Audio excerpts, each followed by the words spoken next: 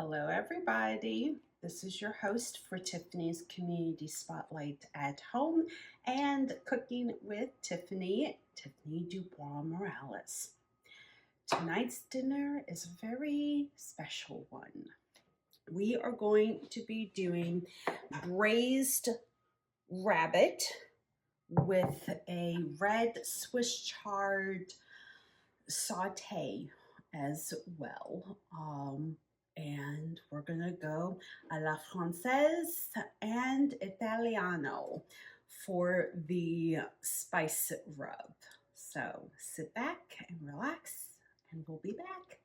All right, so we are back. So right now what we're going to do is season our pieces of rabbit. Now a couple of notes on rabbit. This did not come to us, already chopped up. We purchased a whole rabbit from our meat butcher. We have seasoned with black peppercorn, red pepper flake, peperoncino, which in this case, I'm just gonna finish it off.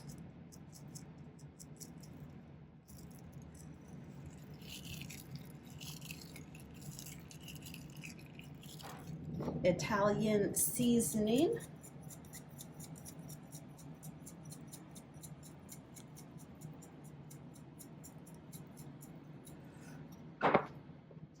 Herbs de Provence.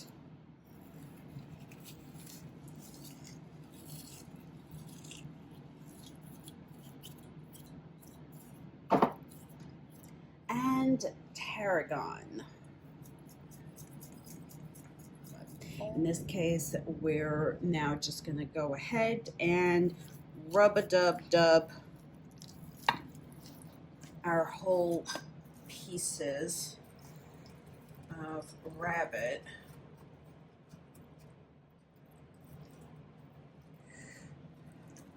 Now, you may wonder why we have each piece sectioned the way that it is. And that is because you generally want to cook each part at a different temperature. Rabbit is very lean. It is leaner than chicken and turkey. So just, remember to, portion everything out accordingly.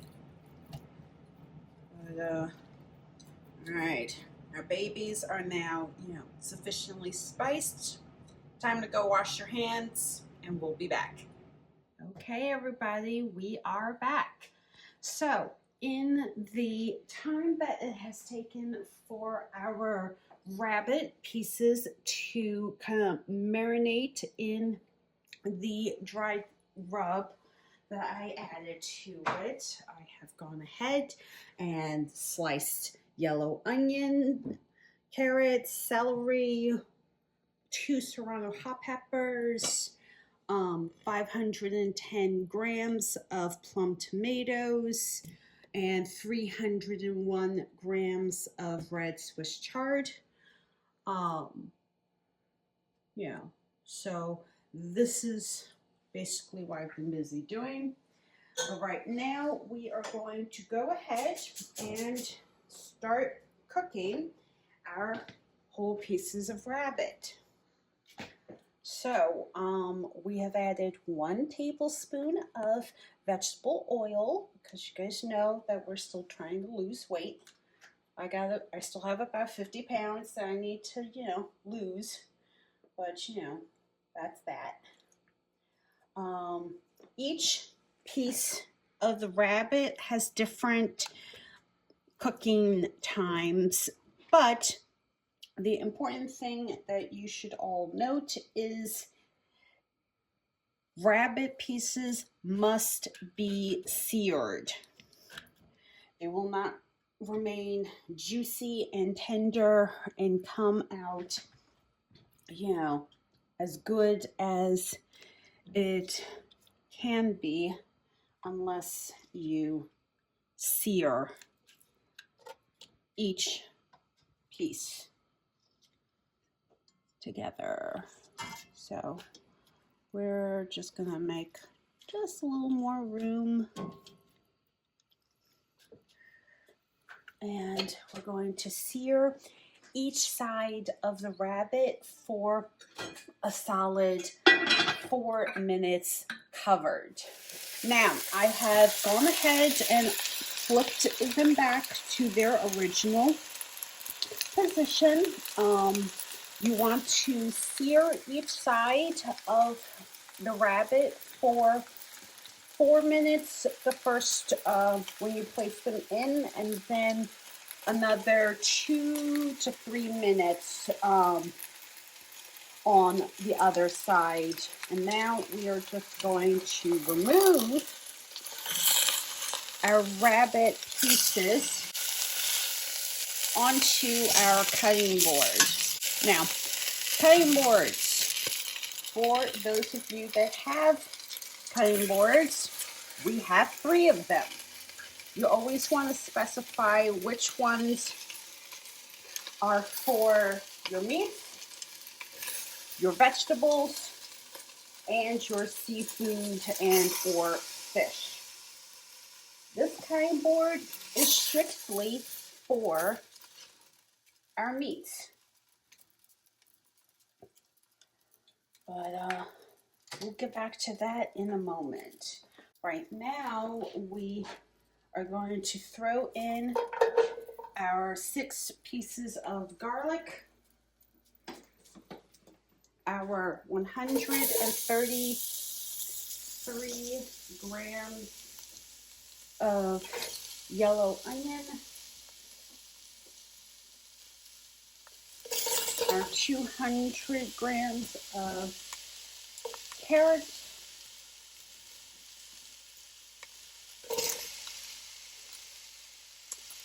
and 300 grams of celery. And get started on caramelizing all of this into our Dutch oven. We'll also add in our 2 serrano hot peppers, which only equal 4 calories. Our 510 grams of plum tomatoes.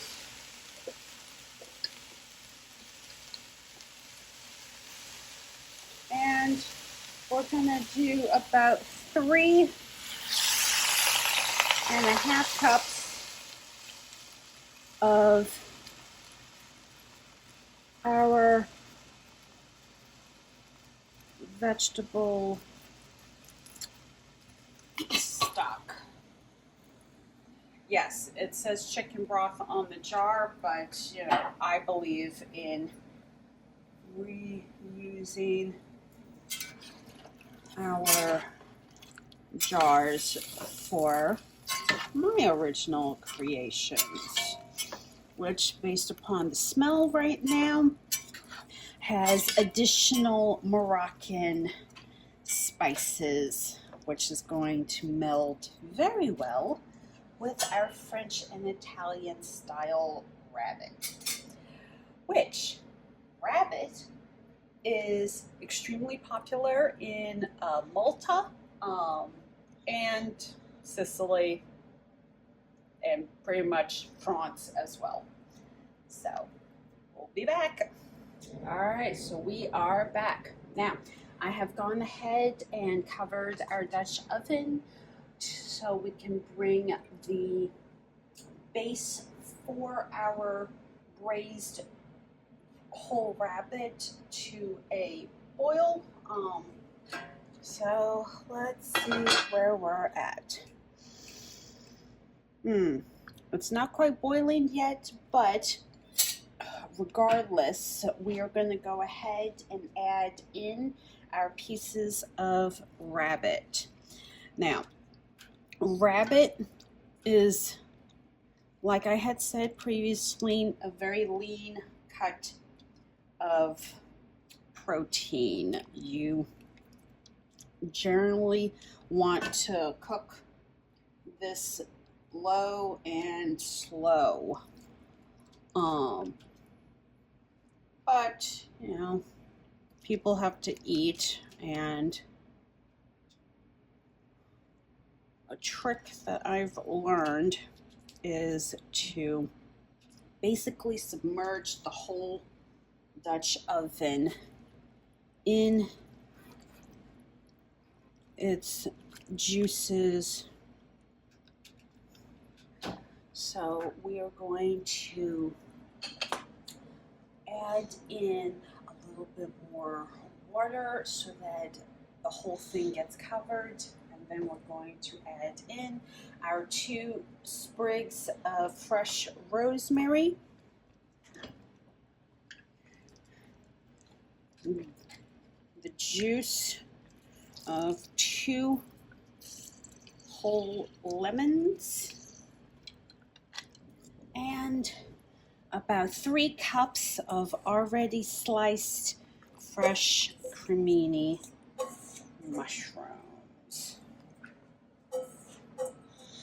Now, the red Swiss chard, I'm not going to add into our Dutch oven until there is about, we'll say, 5 to 10 minutes left on the braise for the rabbit.